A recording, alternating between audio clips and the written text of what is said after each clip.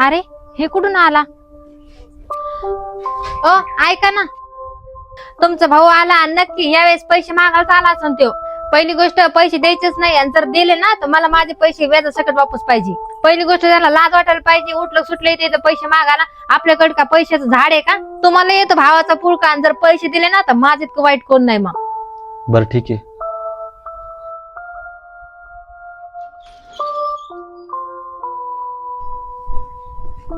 भैया म्हटलं तुमच्याकडे काम होतं, करता का? काय झालं? सगळं व्यवस्थित आहे ना? भैया परीची तब्येत लय खराब आहे.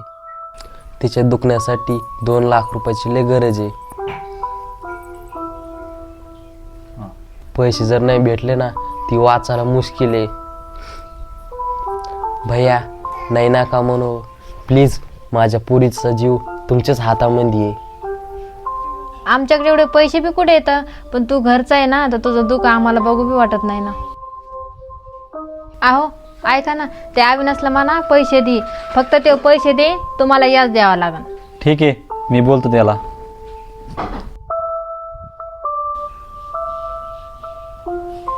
हा हॅलो अविनाश. हा रोहित, अरे माझ्या लहान भावाला पैशाची अर्जंट गरज आहे. 2 लाख रुपये पाहिजे होते. मी थोडं कामामध्ये नंतर देतो. अरे तुला याच देईल त्यो. बर देतो. तू फक्त दे, ते तुला महिन्याला याच देईल. ऐक ना राहुल, अविनाश सध्या कामामध्ये काहीतरी, ते तुला संध्याकाळी टायमाला फोन पे करीन. पण लक्षात ठेव, महिन्याच्या 1 तारखेला व्याज द्यावा लागल. ठीक आहे भैया, ठीक आहे वहिनी.